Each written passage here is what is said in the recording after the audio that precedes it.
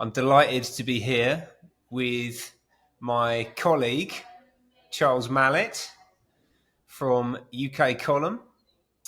And we've also got a live audience this evening, which I'm very excited about.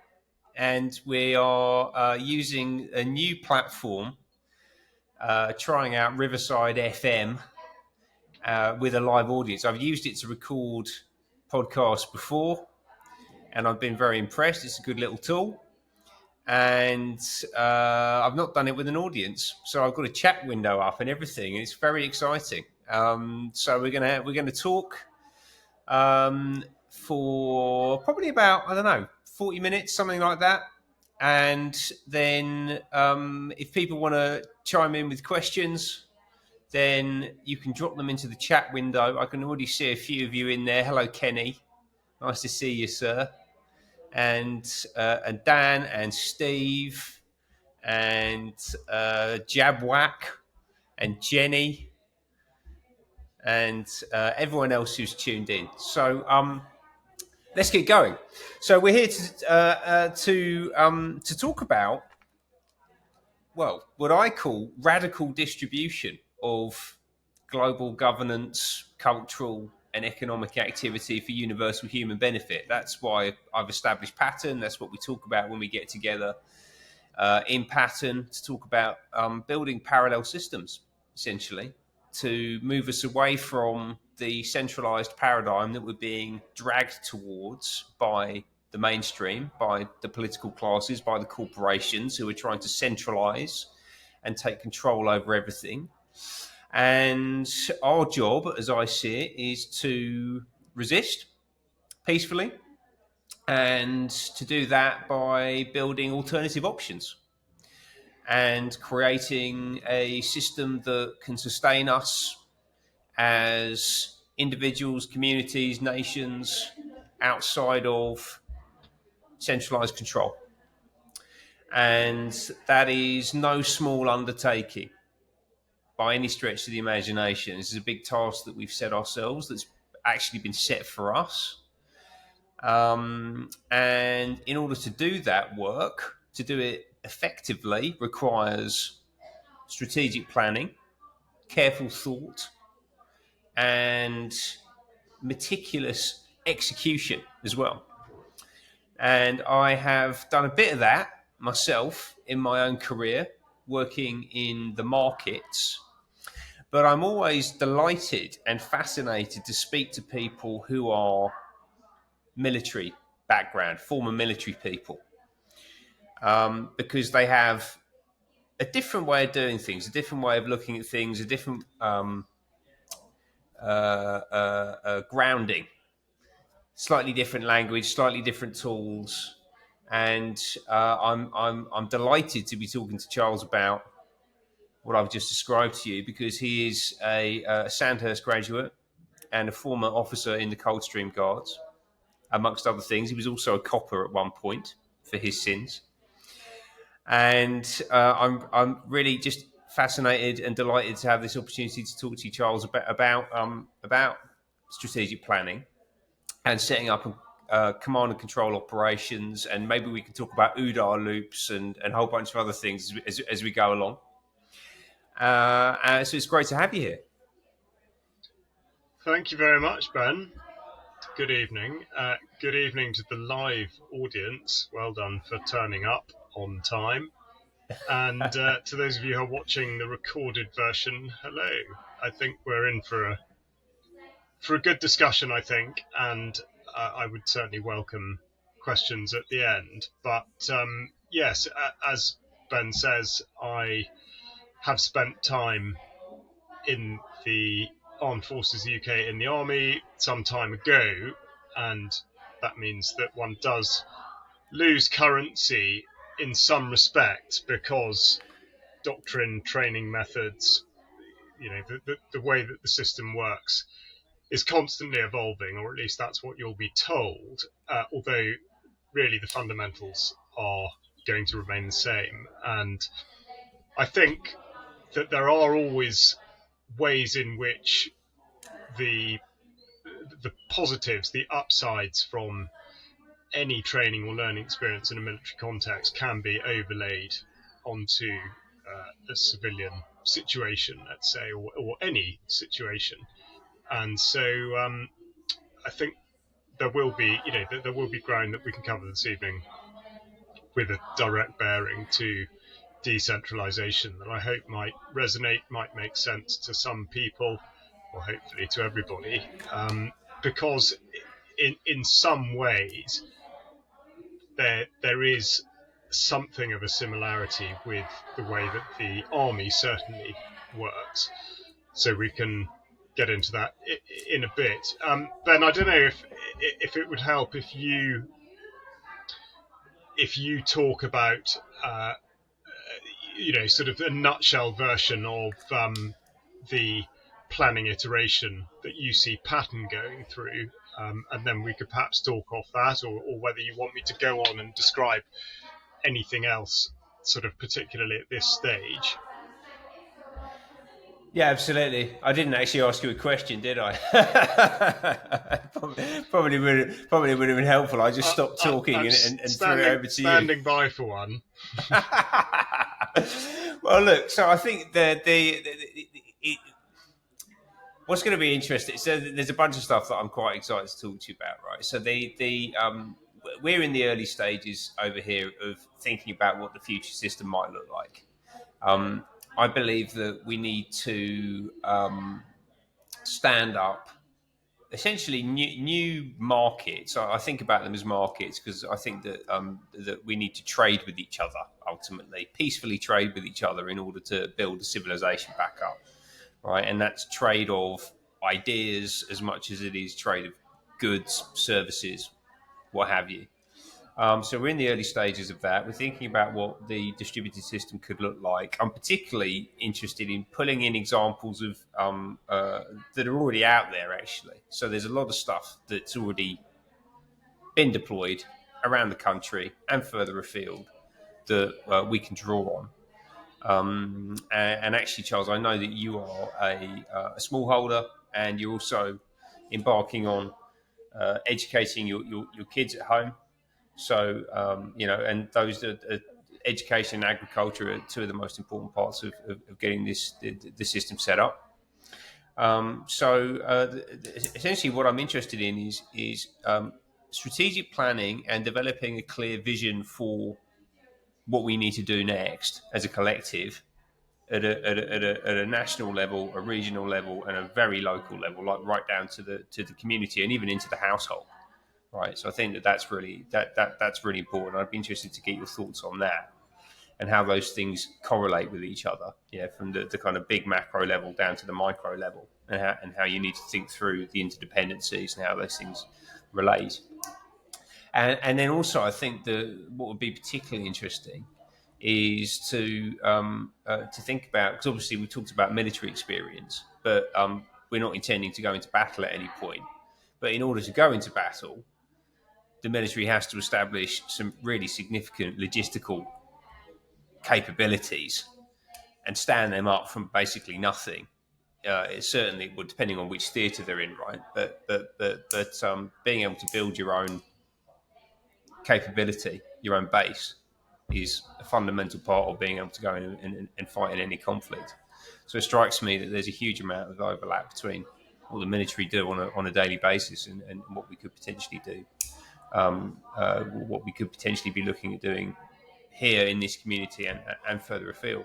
So I guess the question is, I can throw it back to your own personal experience. Like how are you going about applying your training to this drive towards distribution and decentralization that you're already embarking on, that you're already involved in, and how applicable have you found it, and where have the gaps been, and how has your thinking developed in recent months and years? It's a very good question, and I think funnily enough, it does come to one's personal circumstances. I appreciate exactly what you're saying about there being tiers, whether it's national, regional or local. But ultimately, and I think this is what a lot of people will have realised at some period of time. For most people, this has been something that's happened in the last 4 years, but there are a lot of people who've had tremendous issues with the system that's enveloped them for decades, and therefore people have had to adjust and think, how are they going to do it for themselves? And I think the first and fundamental part of it is to realise that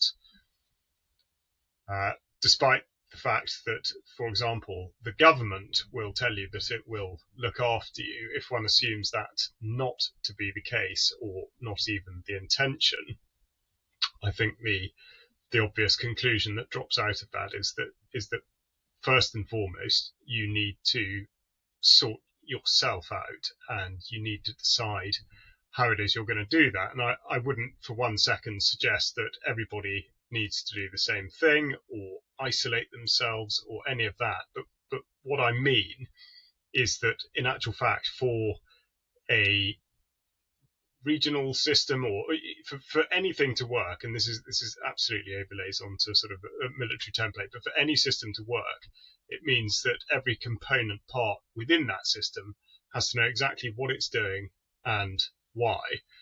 And so the things that you've spoken about, for example, agriculture and education, are two critical parts of it. And so therefore the attitude that I've applied to it, really, which is, I mean, gosh, it's certainly not exclusive to the military, but it is that I would say it's the sort of the get it done mantra. And just to put that in context, that it's something that I think will immediately make sense to anybody who has any kind of military background. And this is where there is a fundamental difference between the majority of civilian workplaces and a military workplace, in that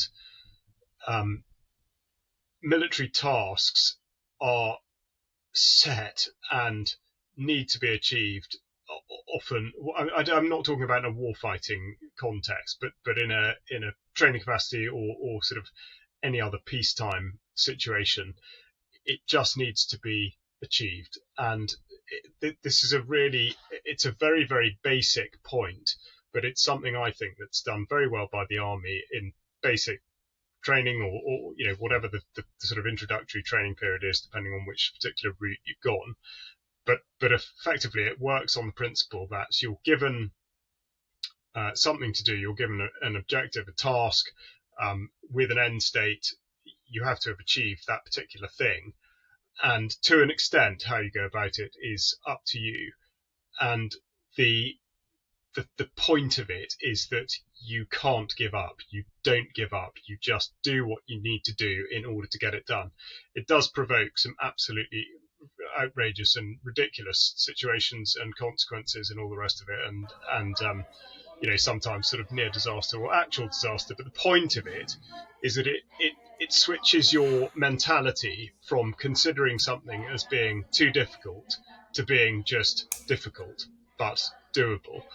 And the reason I make a point of that is that if you can't identify within yourself what you consider to be possible, or indeed to push yourself further to realize that you have got to achieve whatever exactly it is, then your part within a framework, even a decentralized one, is compromised.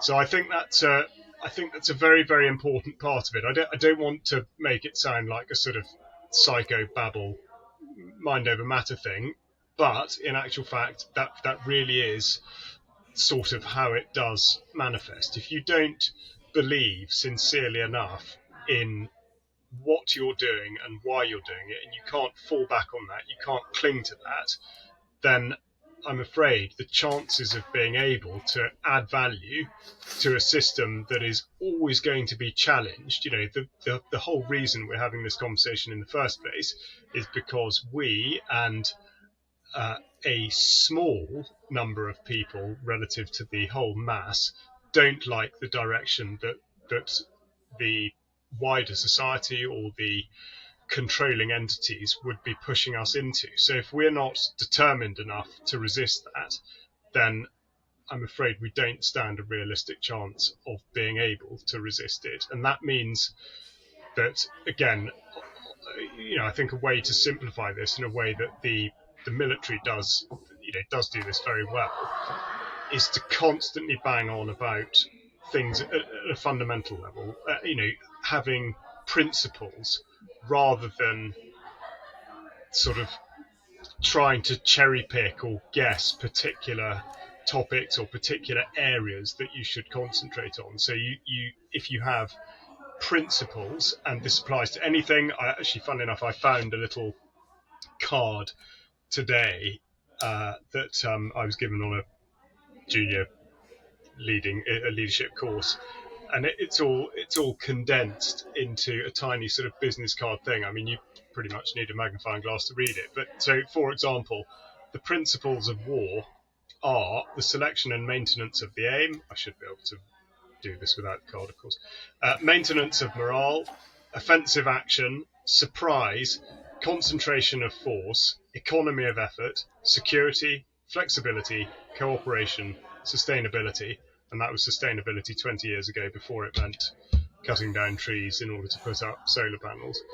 But so the point of that is that if you that's just an example, but if you can look at something like that or recall it, think about it in your mind, and you're applying a principle to a situation, or you're applying the particular belief you have about whatever it is, then I personally, going back to the question that was actually asked, I've always found that is a surefire way of ensuring that you continue in the direction that you set out to go in.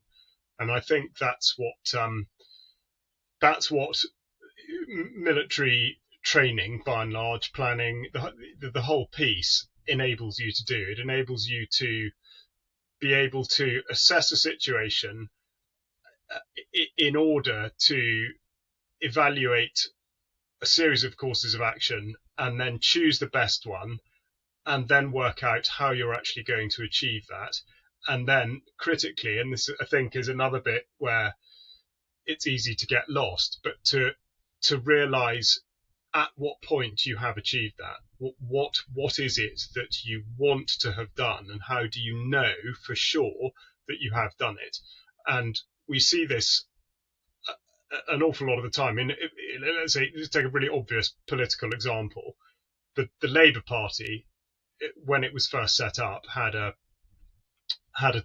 quite clearly defined purpose, which was fairly swiftly sort of dissipated, because they in effect met the objective that they'd set themselves, and that subsequently has caused enormous drift. I don't want to get into politics, but the point is that if you don't have a clear objective, or what you might describe as an end state, even if part of that is goes on to be and have an enduring capability or capacity, but if you can't identify that, then you lose control and things start to drift, and I think in effect you're sort of setting yourself up for failure. Anyway, that's been quite a long answer to that opening question, so we can go in any direction from there. But yes, that's sort of how I would look at it in the first instance. Thank you. I love that, because it's so simple. It really is just so bloody simple, isn't it? I think one of the things that I find really interesting, when you meet with military people, former military people, and they come out onto Civvie Street and they'll say, "Oh, I don't." All the stuff I learned in the army, I don't feel like it's relevant. Everything's much more complicated in business, and it's all the it's about MBAs and all of the all of this new psychobabble stuff. But it's not actually at all. It's really, really, really simple.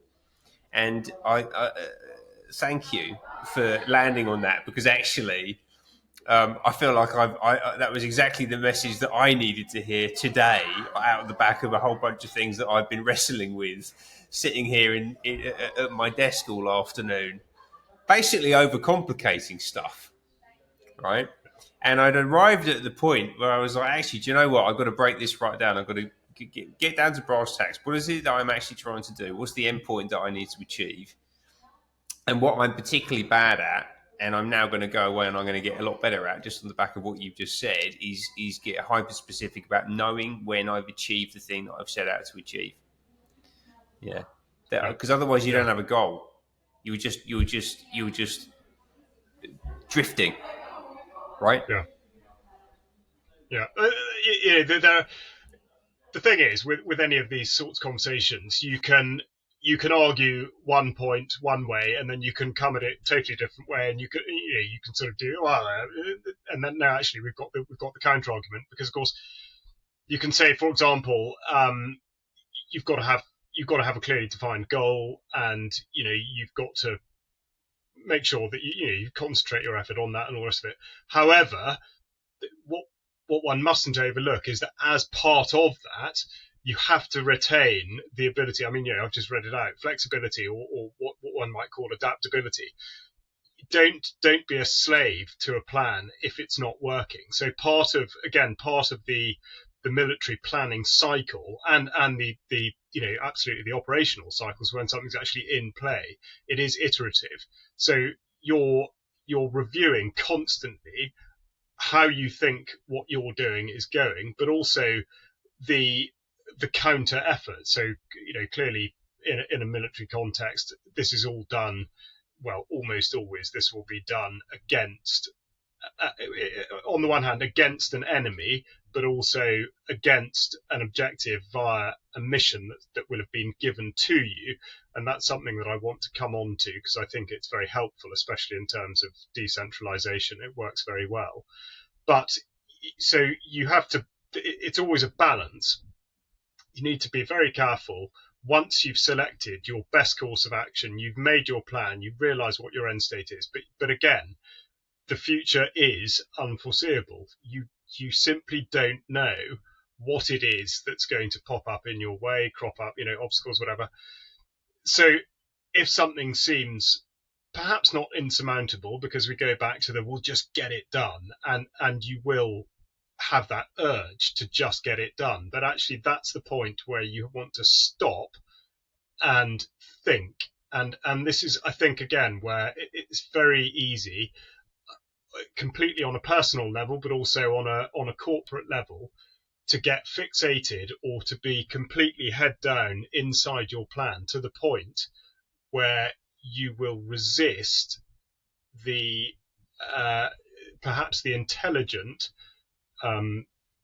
alternative, which is to adapt your plan. It doesn't necessarily mean that you're not going to end up in the same place, but you might find, literally an obstacle. You just have to work around it. And so there is that is definitely part of it. And another, sort of a mantra or slogan or whatever. I mean, another sort of military term is always adapt and overcome, and that I think that should serve you at any level, individual or upwards, very, very well. I mean, adapt and overcome, I think, is an absolutely brilliant way to look at anything. So if the situation changes, then it's not a discredit to you to change your plan accordingly, and that's very much part of the military planning process, particularly at the lower sort of tactical level. You're always going through what's happening around you. The question you're asking is, has the situation changed? And very often it has. Let's take the last 4 years. The situation has changed repeatedly, often even during the same day. It's changed repeatedly. So then, after that's happened a number of times, you then really have to consider, perhaps the bigger part of the plan. Have you actually chosen the right course of action? Have you identified the correct end state? So I think the process of constant review is really, really important, and I would say that that's a personal thing. But I do stress that it is definitely a balance between being able to maintain, against considerable pressure, the ability to hold a plan in your head and be able to go after it, and know that it's going to be very, very difficult, and know that there will be temptation to be pushed off course, but to be able to balance that against effectively putting yourself in an unrealistic position, and doing yourself, degrading yourself in sort of military terms, to the point where you're becoming ineffective. So it is a constant balance.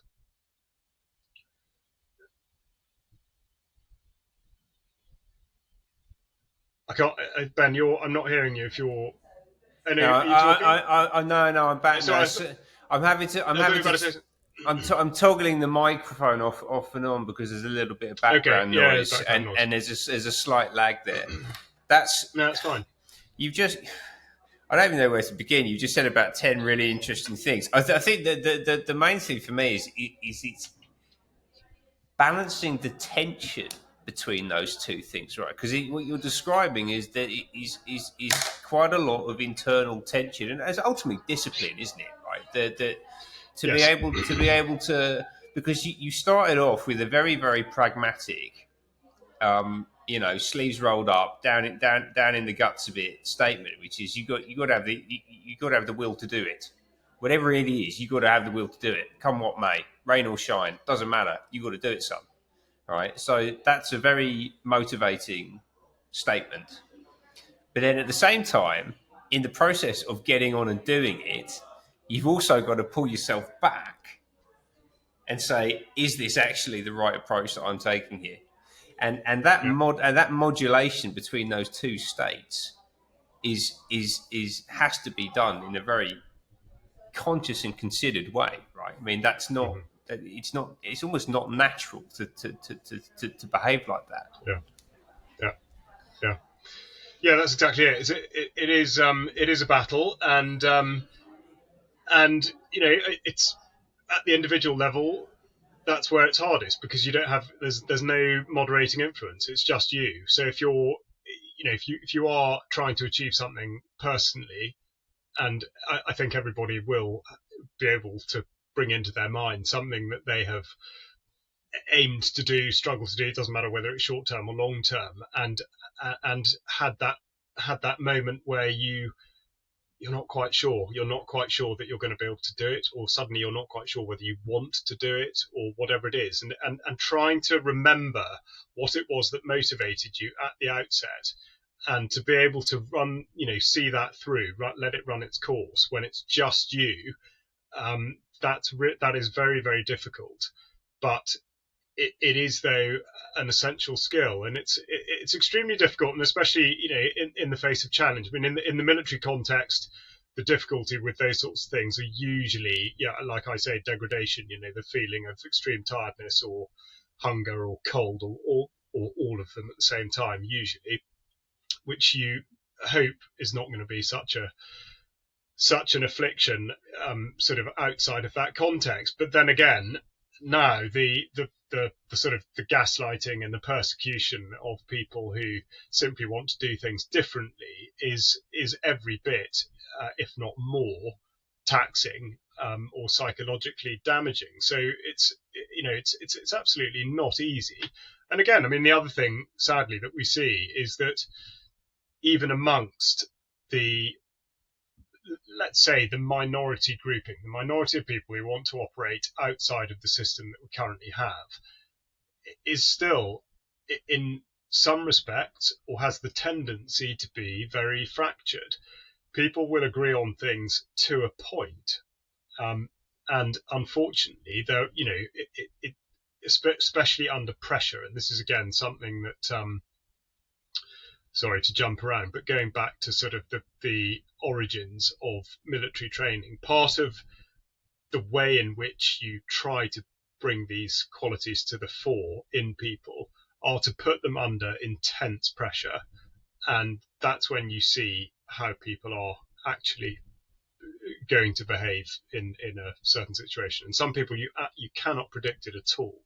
People who seem very much in control and relaxed, when they're put under extreme pressure, they will absolutely crack. Now, it's not to say that they're completely flawed and that's it, they're hopeless, but it means that there's a limit, and they then become aware of it, and then it's something that you work on, and a huge part of this is being able to, and this going back to the decentralisation thing, is being able to develop your own network and realize where it is that you need help and how to get that help, how to ask for it, and just sort of being grown up about that side of it. First of all, not expecting that stuff will be done for you, because generally it won't be, but also not being scared to ask for help when it's needed, because that is what we do very well as humans. And you do see it in the animal kingdom to a large extent, but also you see a lot of animals not helping each other too. And I see that quite a lot, and it's sort of bemusing. But we do have that capability. We have an affinity for one another, and we should use it. And I think now we're so easily distracted by all the various sort of contraptions of modern life that we forget that in actual fact it is people that we have to rely on, and frankly nothing else. I mean, people first. So that's another thing that you absolutely have to be sure of in a sort of military context, is that you are prepared to rely on other people, but also that you can rely upon them, and that you yourself are dependable, and that you can provide support where it's needed to other people. I think that's, we talk about decentralisation. I mean, that in effect really that's proper resilience and self-reliance, and it won't work if people cannot rely upon one another. So I think that's a huge part of it too, which I think people have slightly lost, I'm afraid. I speak generally, but I do think that the way that the the personal space and the workspace has changed absolutely enormously, and a lot of that's been intentional, of course, but people have become much more isolated, even if they don't necessarily feel it, but actually proper human interaction where people are, I mean, for anyone listening, when did you last do something with somebody else that required yours and their presence at the same time? For example, sort of I don't know, like something in someone's garden, give me a hand digging this out, or whatever it was. I mean, those are the things that we sort of forget about. Used to be commonplace, not so much now. But I think, but practical support is, will never ever cease to be the core of all this stuff. Absolutely. Yeah, I mean, yeah, local communities and just having people around you and doing things with them, right? Like that's it's a very good question that you've just raised. Actually, when was the last time you did something where you had to be there with someone else? I can't even think off the top of my head. I spend most of my time sitting in front of a bloody screen. you know, Yeah. That's Yeah. when I'm a city boy. Certainly at the moment I am anyway. So I'm maybe an extreme example of it, but there's plenty of people like me. Do you know what's really coming through to me? It's the little card that you read out there. Actually, the clarity of it, the simplicity of it. Having aim first one. What are you doing? Yeah. I mean, the ones that I didn't get all of them right, but morale crucial. Economy of effort. Love that. Mm. Yeah. Mm. How do we do this efficiently? Yeah. Yeah, well, see, that's it. I think there are some enormously useful things, and the thing you mentioned, which I haven't touched on at all, is discipline. And I think for a lot of people, the issue, because being ex-military, it puts me in a minority, admittedly quite a large minority now. I mean, I think there are over 2 million veterans in the country, which is quite staggering in some ways, especially since it becomes increasingly difficult to find anybody that really seems to have any connection with the armed forces. But anyway, that's by the by. We talk about discipline, and I think a lot of people have a sort of bit of a knee-jerk reaction against what's regarded as military discipline, as though it's a sort of rigid control system that allows for no freedom of thought or freedom of expression or behavior or whatever else. And I can understand exactly what people mean. And I'm not suggesting that, when you're sort of parading or you're on exercise, somebody can just run off and do their own thing. That is clearly a ludicrous suggestion. But the point of discipline is that, exactly like you say, it is self-discipline,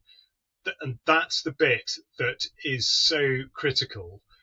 Now, the military, by and large, of course, is staffed by people that are there willingly. That's a fundamental difference between sort of the armed forces and wider society. I'm not suggesting that people don't want to be there, because obviously they are there. What I mean is they're within a system that they haven't actually put themselves forward to be in. You're just in it. So whereas the armed forces works on the basis that people at the moment are volunteers, they go forward for it, and they'll then found a particular role within that organisation, and they get to learn what that role is, how it works, what they need to do, who they're responsible to, who they're responsible for, and all the other actions that go with that.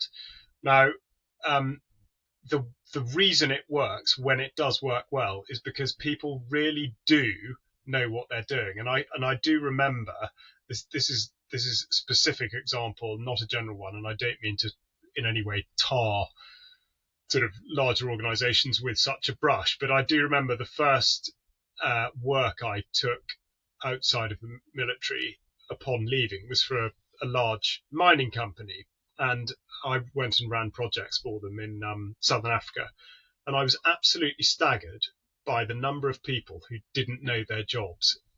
Particularly they were headquartered in London, and we were occasionally visited by people coming to, basically come on a jolly. But they, when it came to it, they didn't actually know what their job was, and that is effectively a disaster. Okay, in that particular context, it didn't really matter because the corporate system was such that the amount of money swilling through the system means that you can always employ people who aren't necessarily earning that money back. But nonetheless, the point was that they didn't really know their jobs. Now that's a recipe for disaster. But on the positive side, what I would say is that the decentralized system that runs via this discipline and this knowledge in the army is what's known as mission command. It can sort of be described in different ways, but in effect, and this is where we talk about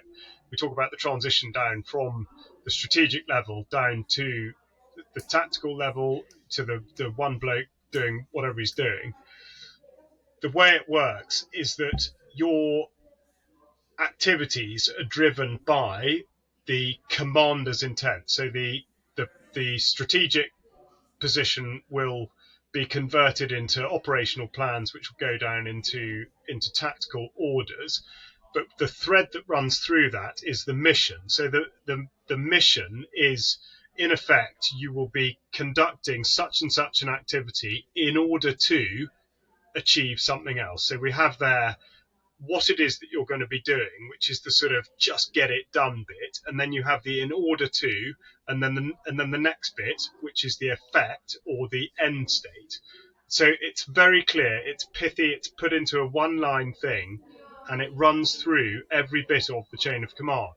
Now, the reason that works, or at least the reason that the system of mission command works, is that when your radio breaks or something blows up or you'll get separated or whatever it is, or something, the situation completely changes, you know what the mission is. It's not, nobody's told you exactly how to go about doing it. They might have given you a steer or a suggestion, or you'd be aware of what else is going on, but it's up to you as a commander, and then below that as an individual soldier or a sub-unit commander or whatever it is, you decide on the basis of what it is that needs to be achieved as to how you do it. And that is what I've seen not so much in evidence in some larger civilian organisations. The smaller businesses, there's nowhere to hide. You do have to know what you're doing. But in larger organisations, it's definitely an issue. But that's sort of irrelevant because that's not what we're talking about. But in terms of decentralisation, that ability to for the sake of argument, something can be said in Northwood at permanent joint headquarters or whatever, can be translated into what an individual soldier is doing in whatever theatre of operations on the other side of the world, because and that can be almost instant because of the way in which the planning cycle's done and time is given and all the rest of it. So it's it is a very significant thing, I think, and it doesn't involve sitting around in endless meetings and deciding on micro activities that so and so is going to do or so and so is going to do. Instead, it's all about assuming responsibility for achieving a particular thing. It's not the doing bit; it's the what is being done at the end of it, and that's quite a fundamental difference in the way of sort of looking at stuff. So that's something that I've always personally found terrifically useful. And I would also say it's terrifically useful in a human capacity, in a planning capacity, when you're working with other people.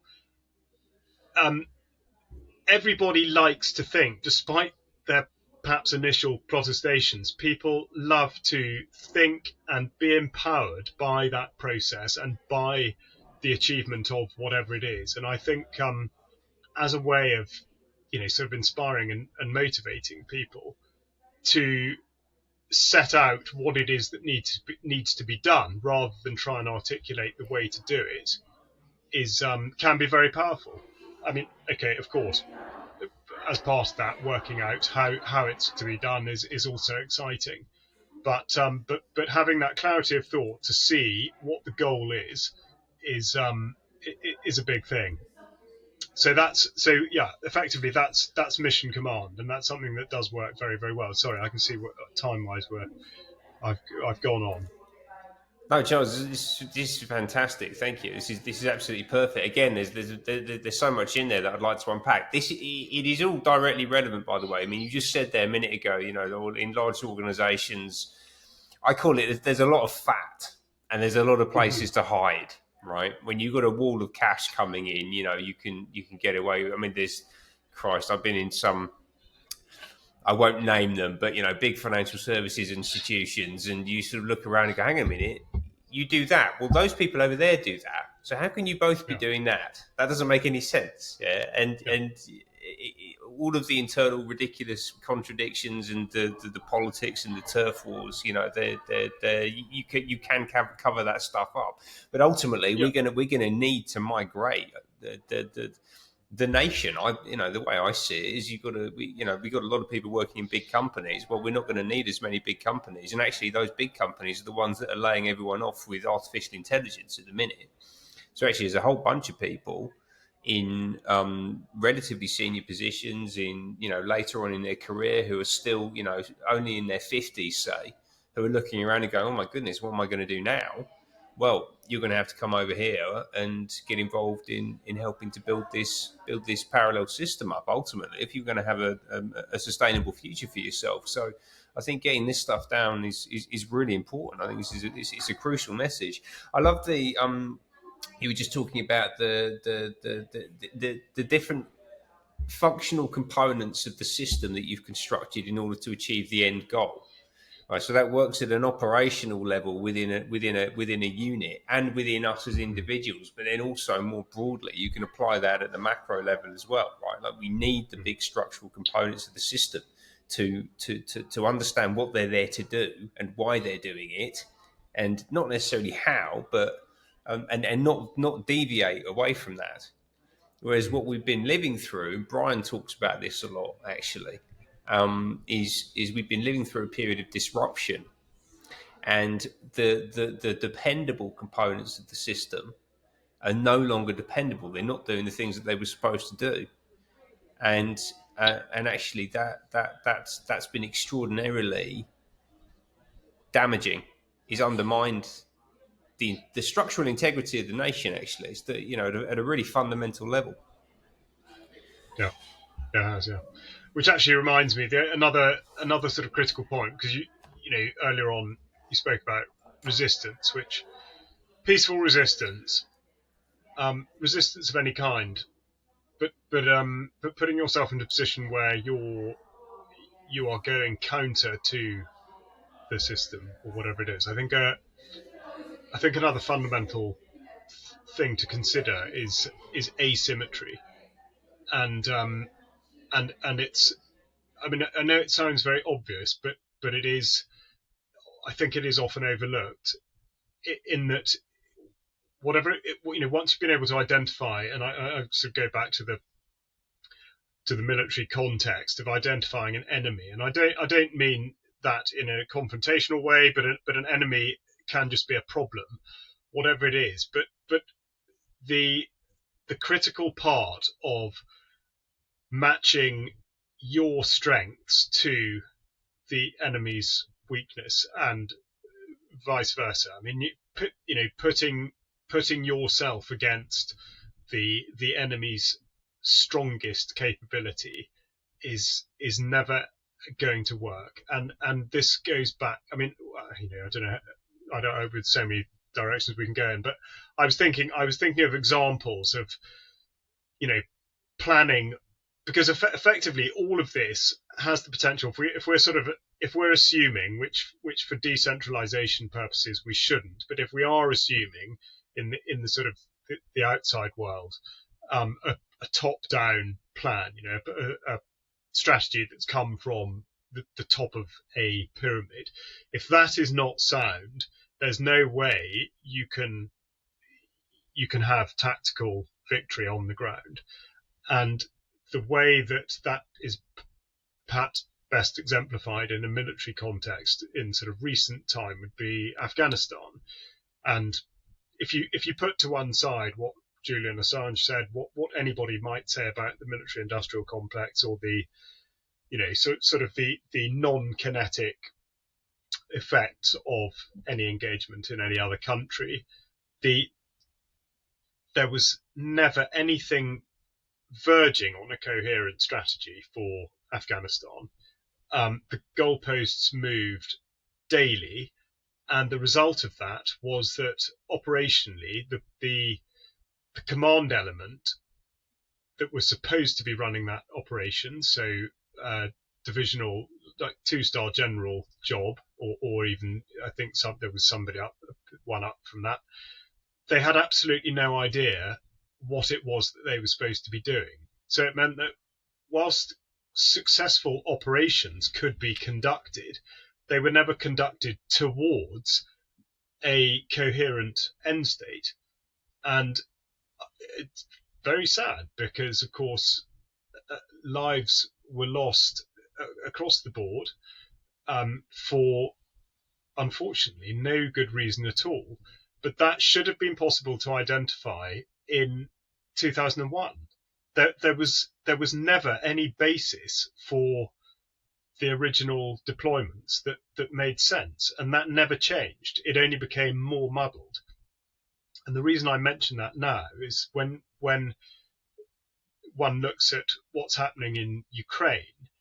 Now, I think most people who are tuned into this will probably be of the mind that there's an awful lot wrong with the West's involvement in the Ukraine conflict, and that is sort of, in a way, a side issue. What I'm specifically talking about, the constant references we get from NATO, from the United Kingdom, from the Americans about how critical it is that Ukraine wins, but no one, certainly no one that I've heard speak, has articulated what that means. And this is exactly what we talked about with knowing when you have achieved your objective, but nobody has actually said what Ukraine winning means. And if you don't know that at this stage, there's no possible way that that situation can result in anything other than disaster. So it's something worth thinking about. And conversely, in terms of sort of strategic delivery of something that has had an incredible success, and people won't want to hear this, but it is the information campaign surrounding climate change, because there was a very clear strategy identified at the outset, and that has been prosecuted mercilessly, but also because it's coherent, it's enabled all the control, fear, and profit-making operations to be hung on to it and be delivered spectacularly effectively to the degree that the vast majority of the Western world's population is completely consumed by the narrative that climate change is the main concern of their lives. I did a segment on UK Column News today about people invoking, would you believe it, Article 8 of the European Convention on Human Rights in order Yes. to ask the state to intervene more in their Yep. lives. Is it in Switzerland, wasn't it? Was that in Switzerland? Yeah. Yes, I saw that. Yeah, I think that will no doubt be coming to us relatively soon. I saw someone saying that we need to do this in this country on LinkedIn earlier. Yes, I think that the clarity around net zero, that's the term that I think has really galvanised everyone. Actually, is the idea that there's a definitive endpoint that we've got to work towards. Yeah. Yeah. Yeah. And Yeah. you're, Well, no, you see that, but this is the difference. Yes, to an extent, but the beauty of, okay, admittedly it was global warming initially, but calling it climate change, it never dies because the climate will not stop changing. And so strategically, I'm talking about those that are controlling this narrative in order to achieve whatever it is that they want to achieve. And I mean, you cannot open a single publication or website now without there being some reference to climate change and what it is that you're going to have to do or what you're going to have to pay in order to satisfy whatever sort of operational requirement that they've put in place for it. So it is absolutely brilliant, I say, through gritted teeth. Yes. It's the struggle of the the struggle of the current moment, certainly. I don't know what else they've got going to cook up next. I think one of the things I'm going to pull a couple of comments out of the chat, and then I had something I wanted to refer back to, and then if anyone has any questions they wanted to drop into the chat that we can ask Charles, then please go ahead and put them in. We've got another sort of 15 minutes or so before we wrap things up. I try to keep these to around an hour because there's lots of very long podcasts around these days. So one of the comments that I really liked was from Adam. In Taoist practice, they talk of pursuing your objective with a light grip. Softness, if you like. If you hold it too tightly, you could throttle it. Yeah. That was in the context of what we were talking about, the internal tension between acting and thinking. Yeah, that's very well put. I like that. Thank you very much, Adam. That's brilliant. Yes, I like that a lot. Don't want it too badly. I think that's absolutely crucial. What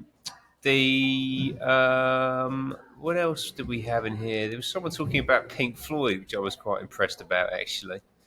And they pulled a quote.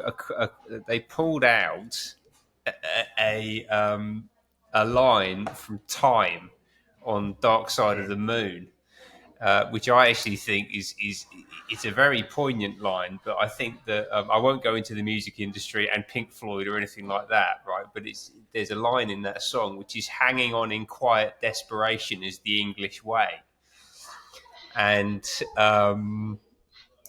I think that's a psyop, actually, because I don't think that is the English way. I think that Pink Floyd were told that they needed to say things like that in order to suppress us, actually. And that kind of brings me back to the point that I was talking about, that I was thinking of, which is the idea that all of the very simple and very clear points that were raised on that little card that you brought out about morale and clarity of aim and an economy of effort and getting things done. All of that is completely counter to what's currently being fed to business, the professional world, in terms of, oh well, a lot of this stuff about psychological safety and DEI and how difficult everything is, and you've had it really hard. Just being you Isn't it so terribly awful? And actually, it's all designed to suppress our capacity to act in an emphatic way in order to Yeah. achieve specifically and clearly defined outcomes that are useful. Mm. And Yeah. actually, we're basically living in amongst an enormous psychological operation designed Yeah. to prevent us from being able to stand on our own Yeah. 2 feet, ultimately. I think that's true. And in fact, just to while you're flicking through the comments, this I can only speak for the training that's conducted at Sandhurst, which um, I believe is now changing again. But the one, not the one, but one of the amazing things about being trained at Sandhurst, it is extraordinary in many ways, but also remarkable. In effect, you're put through such a sort of rigorous and pressurized year. It's a 44-week course with a couple of breaks, but it is full on by any sort of metric. But the great thing about it is that when you come out the other side and you in effect join the grown-up army and you go to your regiment or whatever, by comparison, everything seems so relaxed that you are immediately imbued with the confidence that you should have in order to be able to think, right, well, I know what I'm doing. I can get on with this, and I don't have somebody shouting at me all the time. I don't have to have 16 minutes sleep or eat all my food in 30 seconds. And it's it is a wonderful thing, but unfortunately it works both ways. And I would say now that we're sort of, well, when I say we, I think there's a significant proportion of people perhaps who, having been uh, woken up or outraged by what's happening from 2020, were raised up to a sort of crescendo of alarm and stress and all the rest of it, probably around the end of 2021, perhaps early 2022. But the thing is that the water appears to have receded now, which I think has left people feeling sort of similarly that they're not under such pressure and that therefore they don't need to go through the sort of take the steps that they were considering at that point. And I think that's in some ways what I was talking about earlier with having the discipline, but also the balance to be able to make your mind up as to what it is you want to achieve, how you want to be able to change your life, and then be able to go through with it.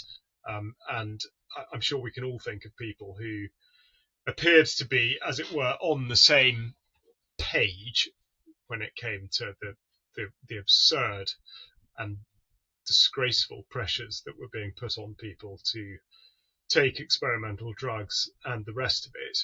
But a lot of those people, I think, now have decided that actually life is comfortable enough again, and that therefore the sorts of things that we might be talking about this evening are now not sort of appealing in quite the same way.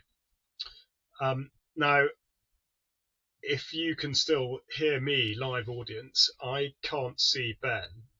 I don't know whether that means he's fallen off his chair or whether the lights have gone out or whether he's lost his internet connection. So I'm perfectly happy to keep talking because I think it's still recording. But I don't know whether to expect a question from him or I don't think I've got any way of seeing. Oh, yes, I can see the chat actually. So I will. Here we go. Keep going. Yeah. So right, no, come on, get out of the way. Okay. Reading a question from Steve, how much of the military model you describe can we adopt into our civilian struggle against authorities which have hostile intent towards ordinary people?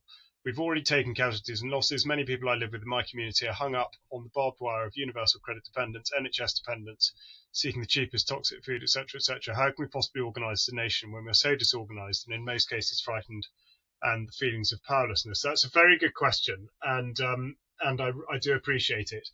Now, I'm afraid my answer is possibly going to sound less than compassionate, and now that's not my intent, but I think I have to balance it with realism.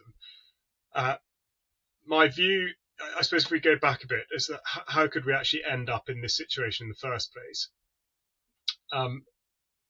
Which goes back to human nature. Now, I can't claim to have any great insight into exactly why we are as we are, but I think it will be obvious to everybody, I hope, that in setting ourselves apart and choosing to want to operate outside of the system that we're disenchanted with, we're in a minority, and a minority that is very, very unlikely to increase by any substantial measure.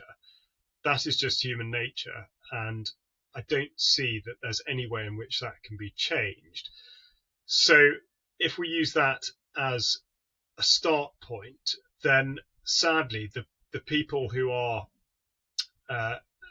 consuming toxic food on universal credit and all the rest of it, I'm certainly not dismissing, and I'm not in any way trying to make light of the genuine challenges that people face in life. And Ben mentioned earlier that I'd spent time in the police, which I have. So I've had the privilege, to be perfectly honest, of seeing inside the lives of soldiers, and they sometimes go very badly wrong, but also having seen inside the lives of a lot of people who get left in horrific situations for reasons that are definitely beyond their control. So this isn't said with any lack of sympathy, but I go back to what I was talking about at the beginning, which is how much do you want something yourself? And I think it's a question of sort of setting an example. So if you're determined that your life must change, then it's up to you to change it, and for you to go through this planning process and decide what activities are going to facilitate that change. And that's why I talked about principles, because it makes all this stuff much easier to, effectively you have something to hang your hat on. But the idea that we can conduct activities on a personal level that will affect the sorts of people that Steve's talking about, I think at this point is unfortunately unrealistic. And the reason it's unrealistic, I think, is that, first of all, there is the sort of herd instinct of people wanting to be in the same boat, not that people would choose to be in a boat that's sort of harmful, but I think you see what I mean. The other thing that I don't think we pay nearly enough attention to is the prevalence of psychopathy across society, and it's very easy to point at figures who are in the public eye who are sort of doing this, that, and the other. But these sorts of people who have little empathy for others and who are willing to go through life, in effect, perpetuating systems of misery, again, are going to persist as a sort of percentage of the population. So it sounds selfish, but I do believe that the best course of action is to sort your own house out, because doing so not just puts you in a stronger position, but this is what I was talking about earlier. Mutual support puts you in a better position to support other people. If you can't run your own life in the way that you want to run it, with the intent to want to run it in the correct way, you're not going to be of any use to other people. Now, I'm sure you'll all be able to think of people that have had their lives turned round, but very seldom does that happen to people who've been put in a sort of miserable situation where they've done everything themselves. They've had to rely on support from other people, other organisations, whatever it is. That only works if the supporting act is in control. So I think that's got to be I hope you don't think I'm sort of dodging the question, but I think that's got to be the fundamental part of any sort of proposed solution. But I think the idea that en masse we can completely alter the direction that society's going, and I think is really unrealistic. So I am sorry to say that. Okay, now I'm looking up the chat for another question. If I can't find a question, I will just consult my notes. Yeah, there we go, Adam. But we should never have been in Afghanistan in the first place. Yeah, you are absolutely right, and so that is why there was never going to be a coherent strategy, because the the idea, the sort of the grain of the idea that sending people there in the first place was correct is of course way off course. And there are many sort of layers that you can go through in order to try and describe exactly how it could have come about, but yes, ultimately we shouldn't have been there. And I'm sort of brought back to an interview I did for UK Column the other day with Morgan Lorette, who'd worked for Blackwater as a private military contractor in Iraq back in 2004-5, and he describes this very well. He looked at it as having been in the Air Force, having been a military contractor, and then having worked in army intelligence. And so his sort of range of experiences across the interference in foreign countries was very insightful. And I do totally agree. I think what I would say though, Adam, is in a way, and again, I don't mean this to sound defeatist, but I do want to be realistic. The trouble is, we are where we are. So, and I wrestle with this quite a lot, with well, do we need an armed force at all? Should we have one? If you're going to have armed forces, then you are almost certainly going to be killing people at some point. But which you'd think would preclude such a thing. What I would say in defence, no pun intended, of the armed forces is that if you don't have such an organisation, such a mechanism, then you do lose quite a lot. And I would hope that some of the things I've been talking about this evening in terms of the planning, the can-do attitude, the capabilities that can be brought out of people, and any veterans who are tuning into this, I'm sure will be able to think of either themselves personally or other people that they saw go in as a 16 or 18-year-old private soldier, come out at the age of 40 or just over, not a changed person, because I don't think people really change, but a developed person that would be an asset of immeasurable quality in any organisation. So that the way in which the armed forces can bring out people's best qualities, I think, should never be forgotten. And then the other thing is that we go back to human nature. I don't think we'll ever get away from the fact that young men will fight, and you don't need much encouragement in lots of situations. It does happen. So to have a means by which that energy can be honed and channeled, I think is absolutely critical. So I tend to think of the armed forces as being in effect a sort of welfare service, because it's not just that you're taking care of the men that fall into that category, perhaps women too, but also you're keeping them away from the type of society that they might harm or that they might be caused harm by. So in that respect as well, I think that that it has an awful lot to say for it. And so I would certainly be against the idea of scrapping armed forces in their totality. I don't think that would be to anyone's benefit, notwithstanding the enormous regret, obviously, that foreign or indeed domestic conflict would be a part of it. So I'm flicking through again. Okay, I'm not seeing another question.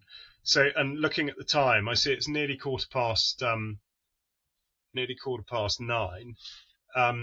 what I'll do, I'm just going to have a quick look at my notes, because I did make some, just to see if there's anything that I think I've missed that would add to what we've done so far.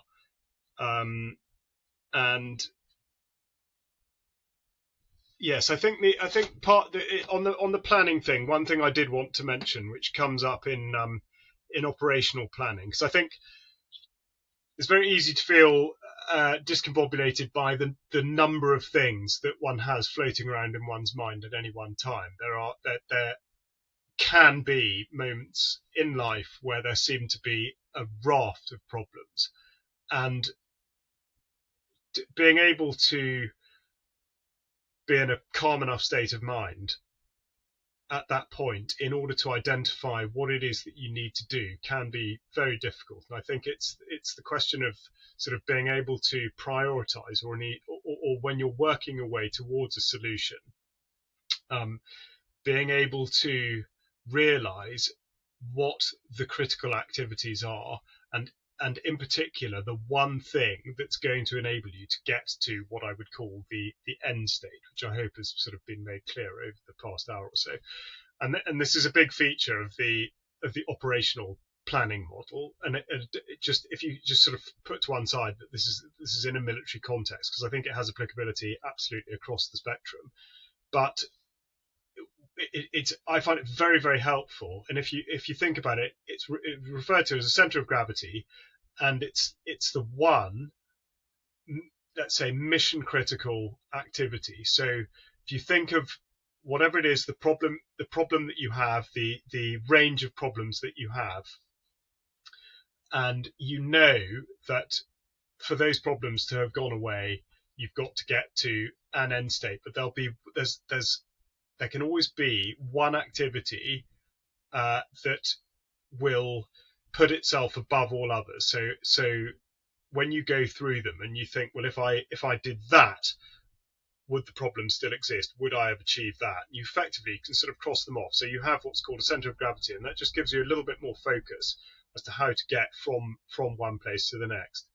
So that was something that I just wanted to go through. But just to wrap up, first of all, I will just say to Ben, thank you very much indeed for having me on this evening. It's been a real joy to talk to Ben, but to talk to an audience that I am engaged with. I can see the chat. Sorry for not being better on it. I didn't identify it as soon as I should have done. But thank you very much to everybody who's contributed to the chat. I'll have a look at that once I close out. But just to leave you with some thoughts, I think the idea of decentralisation is essential. But I think at this point where it's theoretical, what is not theoretical is what you can do with your life. And the fundamental part of that is accepting that if you want to get to a particular place, you want to change your life, then it is you that has to do it. And if it seems hard, then that is for a good reason. And you should be inspired with the confidence to do whatever it is that you need to do in order to get to that place. Because in my own personal experience, I can testify to the very rich rewards in making the sorts of fundamental changes that perhaps you talk to others or to yourself about, but might not necessarily have gone through. And as somebody that I was taught by a long time ago used to say, life is not a dress rehearsal. You don't get another go. So go away and identify what it is that you need to change in order to get where you want to go. And if that involves operating outside of in effect, the control of the state, or turning your back on things that perhaps you thought you weren't going to turn your back on, then don't be afraid, but do talk to other people about it. Don't be scared to ask for help, because I think people would only be too pleased to feel that sense of solidarity with you and to be able to share that journey. So I hope that this evening has been of interest. Now, I would be remiss if I didn't mention to those of you that might not know that both Ben and I work for UK Column. So if you found this content interesting, then do go to ukcolumn.org for certainly more contributions on different subjects from me and from Ben. Obviously, for Ben's material, you'll be following him on Rise and indeed Pattern. I also have a Telegram channel, which is at t.me/unbound today. So do come and look me up there if you'd like. And I'm on Twitter at unbound today also. But if I can ever work out how to turn this thing off, then thank you very much indeed for joining us this evening. I hope you've enjoyed it. If you're watching recorded, then if it's not evening, whatever time it is, I hope you've enjoyed it too. It's been very interesting for me, certainly, to go a little bit back down memory lane and to remind myself why what skills are learned in the military do have a strong transferability to the civilian environment. And if this has been sort of new for you, in effect, to listen to some veteran bang on, then I hope you found it insightful, and it's perhaps given you a slightly different perspective on some of the upsides of the armed forces. So thank you very much indeed. Good evening.